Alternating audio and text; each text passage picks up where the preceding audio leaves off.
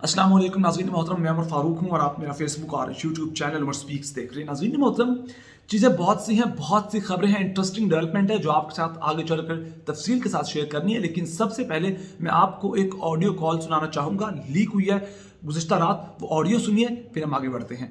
खैर खरीयत है। ਬਿਲਕੁਲ ਠੀਕ। ਤੁਸੀਂ ਸੁਣਾਓ? ਮੈਂ ਬਸ ਤੁਹਾਡਾ ਹਾਲ ਚਾਲ ਪੁੱਛਣਾ ਸੀ। ਨਹੀਂ ਮੈਂ ਬਾਨੇ ਛੁੱਟੀਆਂ ਬੜਾ ਠੀਕ ਜਾ ਰਿਹਾ ਕੰਮ। ਬਸ ਚਲੋ ਇਹਨੂੰ ਇਹ ਫਵਾਦ ਨੂੰ ਭੈਣ ਜੀ ਮੈਨੂੰ ਲੇਟ ਫੜਿਆ ਨੇ ਅੱਜ ਸਵੇਰ 5 ਵਜੇ। ਇਹ ਮਾਂ ਜੀ ਨੂੰ ਫੜ ਲੈਂਦੇ ਨਾ ਮਹੀਨਾ ਪਹਿਲਾਂ ਅਸੈਂਬਲੀਆਂ ਨਹੀਂ ਟੁੱਟਣੀਆਂ।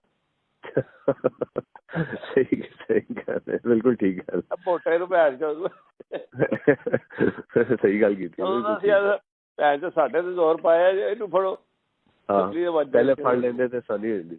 ਹਾਂ सही गल की थी। तो जनाब आपने ये ऑडियो सुनी, कौन क्या कह रहा है, किससे कह रहा है, किसके बारे में बात कर रही है? जनाब पंजाब के साबिक वजीर आला परवेज इलाही, इन्होंने जनाब किसके बारे में बात की? इस दौरान उन्होंने कुछ नाजेबा अल्फाज भी इस्तेमाल किए। अगर कहा जाए कि नंगी गालियां दी तो जनाब वो गाली भी इस्तेमाल की। और उस बारे में वो कहते हैं फात चौधरी यानी मोटे को अगर पहले ही गिरफ्तार कर लेते, उठा लेते तो आज ये वक्त ना आता। और उन्होंने कहा कि मैंने पाकिस्तान तहरीक इंसाफ के इमरान खान और करीबी लोगों को भी कहा कि आप पंजाब असम्बली तहलील ना करें, लेकिन इस मोटे को अगर पकड़ लेते तो ये हालात ना होते। अगर आपको याद हो, जब एतमाद का वोट आधी रात लिया गया था तो उस वक्त ये खबरें भी सामने आई और तौसीक की गई इन खबरों की कि जनाब फात चौधरी और दीगर लोगों ने उनके साथ मिलकर पंजाब असम्बली के अंदर पाकिस्तान तहरीक इंसाफ के नंबर को पूरा करने में बहुत अहम तरीन किरदार अदा किया। और फात चौधरी ने एक एक बंदे के पास जाकर कंफर्मेशन ली और उन्हें वो पंजाब असम्बली के अंदर लेकर आए। तो इसीलिए परवेज इलाही ने कहा कि सारा काम इसी ने बिगाड़ा है।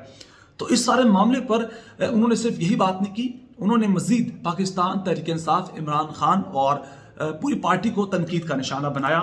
और उन्होंने कहा कि जनाब मैंने इमरान खान को बहुत समझाया था, हमने 5.5 माह में बहुत ज़्यादा काम किया, हम काम कर करके थक चुके थे और हमने कहा था कि हमें अभी मज़ीद काम करने दें, अब असम्बली ना तोड़ें। और अगर आपने अभी असम्बली तोड़ दी तो देखना आपके साथ क्या होगा। और अब आपने असम्बली तोड़ दी है तो देखो आपका क्या हाल है। यानी कि जो गिरफ्तारियाँ की जा रही हैं, जो पॉलिटिकल विक्टिमाइजेशन हो रही है, जो ऑफिस छीन लिए गए हैं, सिक्योरिटी कम कर दी गई है। तो कहते हैं हम 1 साल और काम करते तो नून लीग के कपड़े भी यहाँ नहीं मिलने थे, नून लीग दूर की बात। तो जनाब अब देखें आपके साथ क्या हाल हो रहा है। ये बात की परवेज इलाही ने इमरान खान के खिलाफ और उसका रद्दअमल भी सामने आ चुका है जनाब, किन की जानिब से, जनाब फारूक हबीब की जानिब से इस बात पर रद्दअमल सामने आया है। और उन्होंने बिल्कुल एक स्ट्रेट फॉरवर्ड बात की है। वो कहते हैं कि ये जो चीज़ है ये नाकाबिले बर्दाश्त है। और उन्होंने कहा कि ये क्या सियासत है, कभी आप एक के साथ मिलकर पंजाब के अंदर हुकूमत बनाते हैं तो कभी आप दूसरे के साथ मिलकर हमारे ही खिलाफ बात करना शुरू कर देते हैं। और ये कोई बड़ी बात नहीं है। परवेज इलाही ने जब पंजाब के अंदर हुकूमत में थे तब भी बहुत सी इमरान खान के खिलाफ, पीटीआई के खिलाफ बातें की थी। और वो कहते हैं कि वोट बैंक आपका है कोई नहीं काफ लीग का, 4 बंदे उधर से लिए, 4 उधर से लिए और पार्टी बना ली। उन्होंने कहा कि पीटीआई को असम्बली तोड़ते वक्त अच्छी तरह मुश्किलात का अंदाजा था और कल फात चौधरी का कोई नुकसान नहीं हुआ, वो तो कौम का हीरो बन चुका है। एक और बात बताता चलूँ कि जब दस्तखत करवाए थे समरी के ऊपर, उस वक्त भी एक कहानी सामने आई थी, खबर सामने आई थी कि जो मोनिस इलाही थे उन्होंने जिस समरी पर दस्तखत करवाए थे वो कोई और शेयर की थी, जबकि दूसरी जानिब एक और समरी शेयर की जा रही थी। और उस समरी के अंदर एक सिर्फ कोरा कागज़ था, उसके ऊपर एक लाइन लिखी थी कि मैं परवेज इलाही पंजाब की असम्बली तहलील करता हूँ। नीचे दस्तखत किए गए थे और डेट जो थी उसको ओवरराइट किया गया था। तो लिहाजा बाद में मोनिस इलाही ने एक और समरी उन्होंने अपने सोशल मीडिया पोस्ट के अंदर शेयर की और वो प्रॉपरली लिखी गई थी और उसके ऊपर डेट ओवरराइट भी नहीं थी और साइन भी किए गए थे। तो ये मामला सामने आए थे। उसके बाद कहा गया था कि जनाब बज़ोर बाजू हो सकता है कि परवेज इलाही से कहा गया हो कि जनाब आपने समरी पर दस्तखत करने हैं किसी भी सूरत में। और उस वक्त भी ये खबरें सामने थी कि परवेज इलाही राजी नहीं थे और आज उन्होंने ये बात कर इस मामले की तस्दीक कर दी है। और अब बात करेंगे जनाब फात चौधरी की। तो उनसे मुतल्लिक जो चीज़ें हैं वो ये हैं कि उनको जिस्मानी रिमांड ख़त्म करके 2 दिन की, उनको 14 रोज़ की जुडिशल रिमांड पर भेज दिया गया है जेल। और बहुत से सहाफ़ी, तजज़िया निगार और कानूनदान कह चुके हैं कि ज़्यादा से ज़्यादा 1 हफ़्ते का मामला है, लेकिन 2 हफ़्ते के लिए उन्हें जुडिशल रिमांड पर भेज दिया गया। उसके बाद देखेंगे अब मामला क्या होते हैं। और वो जो ऑडियो लीक के अंदर जो उन्होंने नाजेबा अल्फाज इस्तेमाल किए परवेज इलाही ने, उस पर उन्होंने माजरत कर ली। वो कहते हैं कि हमारे ख़ानदानी मरासम है फात चौधरी के साथ, तो मैंने वैसे ही बात कर दी थी, लिहाजा उस पर मैं माफ़ी का तलबगार हूँ। मैं माजरत करता हूँ अगर उसके ख़ानदान वालों को, उनकी फैमिली को ये बात बुरी लगी है। तो अब मामला यह है कि रात को जनाब انہوں نے جو پنجاب کی نگران کابینہ ہے اس کا اعلان ہو گیا ہے، اور بڑی ہی حیران کن بات یہ ہے کہ جیسے محسن نقوی کی انہوں نے محسن نقوی کو پنجاب کا نگران وزیر اعلیٰ لگایا، اسی طرح جو ان کی کابینہ ہے وہ بھی اشرافیہ سے ادھر ادھر سے اپنے دوستوں سے پکڑ کر انہوں نے پنجاب کی کابینہ بنا دی ہے۔ بلال افضل ہیں، تمکنت کریم ہیں، وہاب ریاض ہیں، عامر میر ہیں، ڈاکٹر جاوید اکرم ہیں، اور اس طرح مقصود قادر، تسنیم صادق وغیرہ اس طرح کے لوگ ہیں۔ معاملہ یہ ہے کہ جناب یہ بلال افضل کون ہے، وہاب ریاض کون ہے، عامر میر کون ہے، ڈاکٹر جاوید اکرم کون ہے۔ سب سے پہلے بات کریں گے بلال افضل کی۔ یہ جناب سہیل افضل کے صاحبزادے ہیں۔ سہیل افضل کون ہیں؟ پنجاب گروپ آف کالجز، جن کو زیادہ تر عامر محمود کے ساتھ جوڑا جاتا ہے، دنیا نیوز کے جو مالک ہیں۔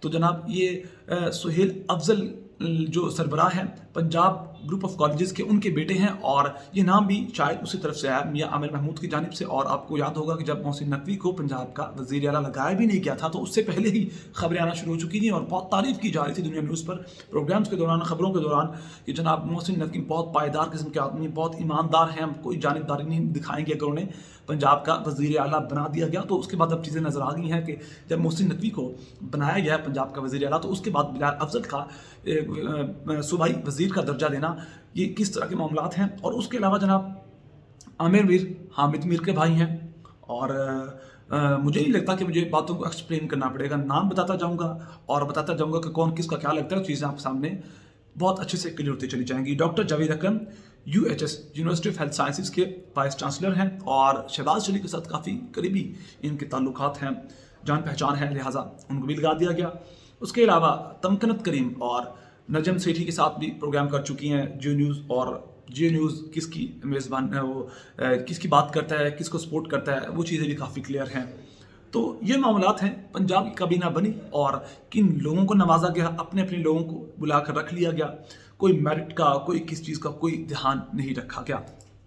معاملات یہ ہیں کہ جناب نیر بخاری ہیں پاکستان پیپلز پارٹی کے، وہ کہتے ہیں کہ جناب عارف علوی نے عمران خان سے 2 بار ملاقات کی، لہٰذا اب ان کا جو جواز ہے سرکاری عہدہ رکھنے کا، پاکستان کا سب سے طاقتور ترین اور فوج کے سپریم کمانڈر ہیں، تو یہ عہدہ اب وہ کھو بیٹھے ہیں۔ مجھے اس بات پر یاد دلانا پڑے گا جناب کو کہ جب وزیر اعظم پاکستان کا ایک اور طاقتور ترین عہدہ ہے، جب وہ لندن ملنے جاتے تھے پاکستان کے مفرور اشتہاری کے ساتھ، تو تب آپ کی زبان نہیں کھلی اور تب آپ نے یہ بات نہیں کی کہ وہ عہدہ کھو بیٹھے ہیں یا اب ان کے عہدے کی قدر ہے یا کوئی ویلیو ہے یا نہیں۔ حالانکہ عمران خان اشتہاری نہیں ہے، وہ پاکستان کے اندر ہی موجود ہے، ان کے اوپر کوئی ایسا کیس نہیں ہے، وہ مفرور نہیں ہے۔ اور سب سے بڑی بات ہے کہ عارف علوی پاکستان تحریک انصاف کے کارکن ہیں، وہ حصہ ہے اس پارٹی کا، تو اگر انہوں نے مل بھی لیا تو کوئی سابق وزیر اعظم سے مل رہے ہیں، کسی مفرور یا اشتہاری سے نہیں مل رہے۔ لیکن دوسری جانب جب شہباز شریف ملتے تھے لندن جا کر، جب وہ جناب مصر سے کانفرنس اٹینڈ کر کے پاکستان آ رہے تھے، رستے سے جہاز موڑ لیا گیا، سیدھے وہ لندن گئے کس سے ملنے، ایک مفرور سے، ایک اشتہاری سے، تب ان کو نہیں معلوم تھا کہ جناب اب وزیر اعظم ہے، بڑا طاقتور ترین عہدہ ہے، ذمہ داری کا ایک عہدہ ہے، تو تب ان کی کوئی ویلیو رہتی ہے یا نہیں رہتی، کیا وہ اپنی وہ ویلیو کھو بیٹھے ہیں یا نہیں، تو یہ معاملات تب سامنے نہیں آئے۔ لیکن اگر صدر پاکستان اپنی پارٹی کے سربراہ پاکستان تحریک انصاف کے چیئرمین عمران خان سے بات کرتے ہیں، ملاقات کرتے ہیں، تو جناب وہ اپنا عہدہ کھو بیٹھتے ہیں، یعنی کہ ڈبل اسٹینڈرڈ کی ایک انتہا ہوتی ہے۔ تو یہ معاملات ہیں جس وقت پنجاب کے اندر سامنے آ رہے ہیں، پاکستان کے اندر سامنے آ رہے ہیں۔ خبر لیجئے جناب پاکستان کی ڈوبتی معیشت سے، تو جناب انٹر بینک میں ڈالر کا ریٹ 11 روپے مزید بڑھ گیا ہے، اور اب انٹر بینک کے اندر جو ڈالر کا اس وقت جو ریٹ چل رہا ہے وہ 266 روپے ہو چکا ہے۔ اس سے پہلے گزشتہ سے پچھلی رات تقریباً ایک رات کے اندر 24 روپے ڈالر کا ریٹ بڑھا، یعنی کہ 229 اشاریہ کچھ تھا، اور اس کے بعد وہ 255 روپے ہو گیا، اور اس کے بعد 11 روپے مزید بڑھا ہے، اور وہ 66 ہو گیا ہے۔ اور ابھی یہ آغاز ہے، ابھی کہاں جا کر رکے گا کوئی پتہ نہیں ہے۔ اور اگر معاملات یہی چلتے رہے تو پیٹرول کی، اشیاء خورنوش کی، کھانے پینے چیزوں کی، آٹا، گھی، تیل، چینی، گندم، ان کی جو قیمتیں ہیں وہ آسمان پر باتیں کریں گی، اور پھر جو طوفان مہنگائی کا آئے گا وہ بوجھ حکومت سہ پائے گی یا نہیں۔ تو ناظرین محترم، یہ سارے معاملات تھے جو آپ کا شیئر کیے۔ سارے معاملے پر آپ کی اپنی کوئی رائے نیچے کامنٹ سیکشن میں اپنی رائے دے سکتے ہیں۔ اپنا بہت سارا خیال رکھے گا، ہمیں تو ہم یاد رکھے گا۔ اللہ نے کے